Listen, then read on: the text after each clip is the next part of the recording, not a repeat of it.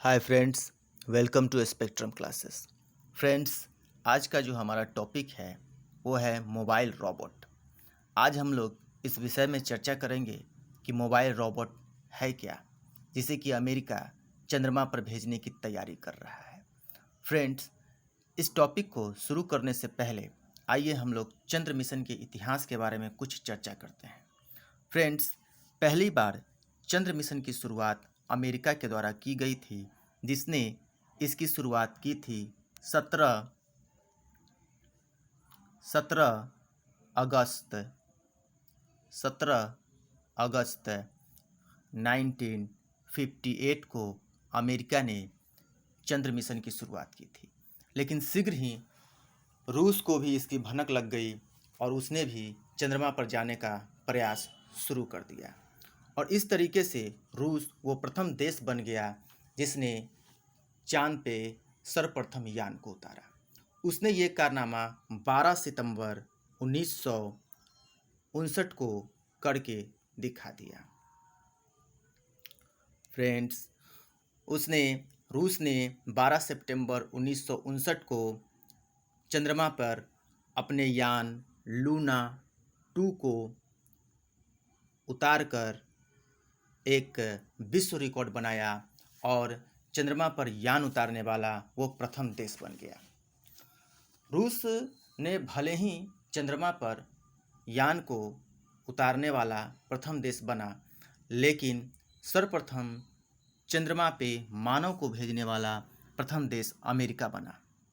Friends, उसने ये कारनामा 20 जुलाई 1969 को कर दिखाया था।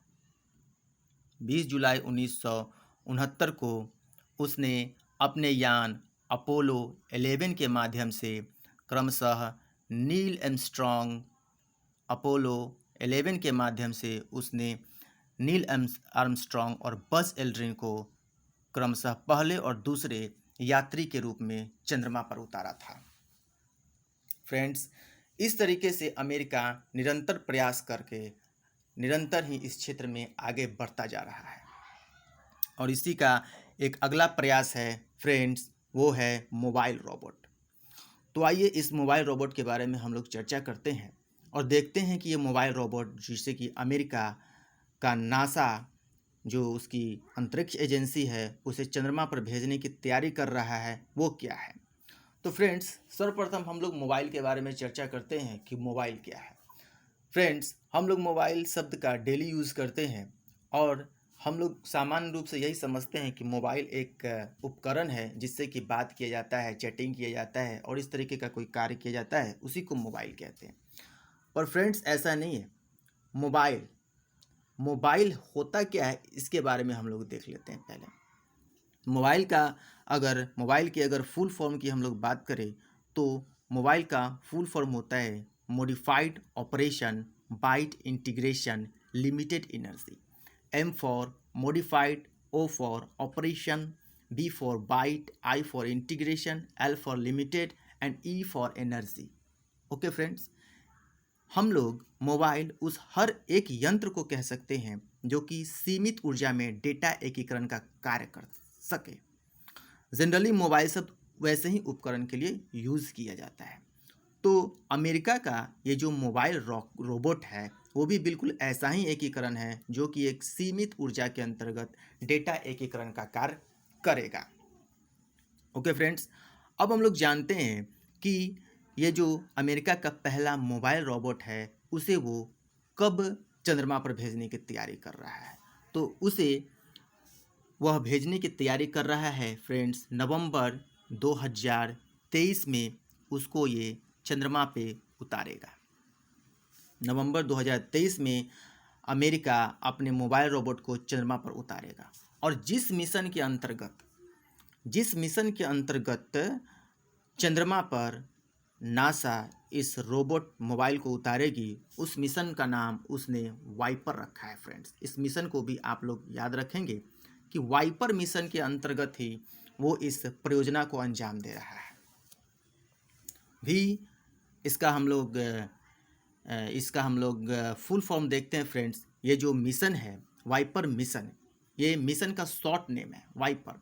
पर इसका एक विस्तृत नाम भी है जो कि V for volatile, I for investigation, P for polar, E for exploration and R for rover. ये इसका पूरा विस्तृत रूप है फ्रेंड्स। और यही इसी मिशन के अंतर्गत अमेरिका अपने मोबाइल रोबोट को चंद्रमा पर भेजने की तैयारी कर रहा है, जिसका शॉर्ट फॉर्म है वाइपर। मैं एक बार फिर से इस वाइपर का फुल नेम बोल देता हूँ, वो है वोलाटाइल्स इन्वेस्टिगेशन पोलर एक्सप्लोरेशन। इसी मिशन के अंतर्गत चंद्रमा पर अमेरिका अपने मोबाइल रोबोट को भेज रहा है। अब हम लोग जानते हैं कि वो ऐसा क्यों कर रहा है, इसका क्या कारण है।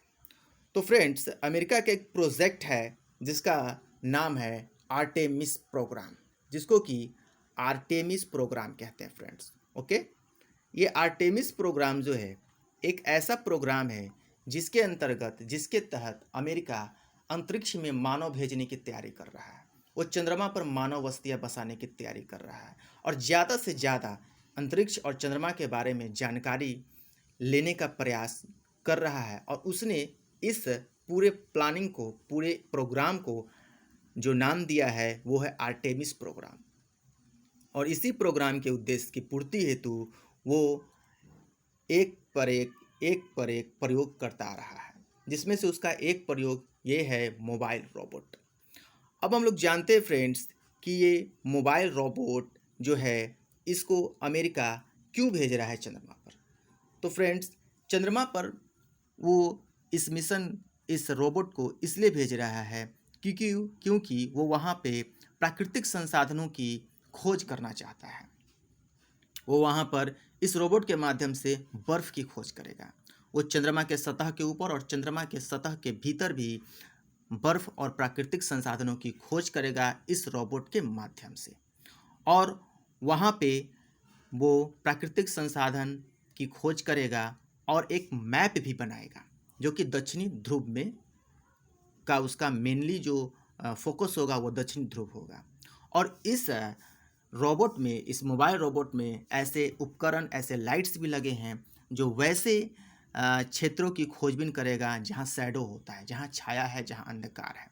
ओके फ्रेंड्स, मैं आप लोगों को एक बात और बता देना चाहता हूँ फ्रेंड्स कि आज भले ही अमेरिका दक्षिणी ध्रुव पर पहुँच रहा हो और वो ऐसा कर भी ले, लेकिन इससे पहले हमारे इंडिया ने उस जगह पर पहुंचने का प्रयास किया चंद्रयान 2 के माध्यम से, लेकिन हमारा ये मिशन सक्सेस नहीं हो पाया। अगर वो सक्सेस हो जाता तो चंद्रमा के दक्षिणी ध्रुव पर पहुंचने वाला जो पहला कंट्री होता वो होता इंडिया। ओके फ्रेंड्स, पर असफलताएं होती हैं, इसका कोई मतलब नहीं है। असफलता हमें सीखने के ही उपाय बताती है। असफलता से हमें शिक्षा लेनी चाहिए, क्योंकि जब ये मिशन असफल हो गया था उस समय भारत के हमारे जो प्रधानमंत्री थे उन्होंने कहा था कि विज्ञान में विफलता होती नहीं, प्रयोग और प्रयास रहते हैं बस। फ्रेंड्स, और इस मिशन के लिए नासा के द्वारा एक बजट भी घोषित किया गया है जो कि 43 करोड़ का बजट नासा ने इस प्रोजेक्ट के लिए घोषित कर दिया है फ्रेंड्स। ओके, और हम लोगों ने इस तरीके से जाना कि मोबाइल रोबोट क्या है, इसका उद्देश्य क्या है, ये कहाँ जाएगा, ये किस मिशन के थ्रू कार्य करेगा और इसके क्या उद्देश्य हैं। आई होप आप लोगों को ये वीडियो पसंद आया हो। पसंद आया तो लाइक शेयर ज़रूर करिए। फिर मिलता हूँ अगले टॉपिक के साथ।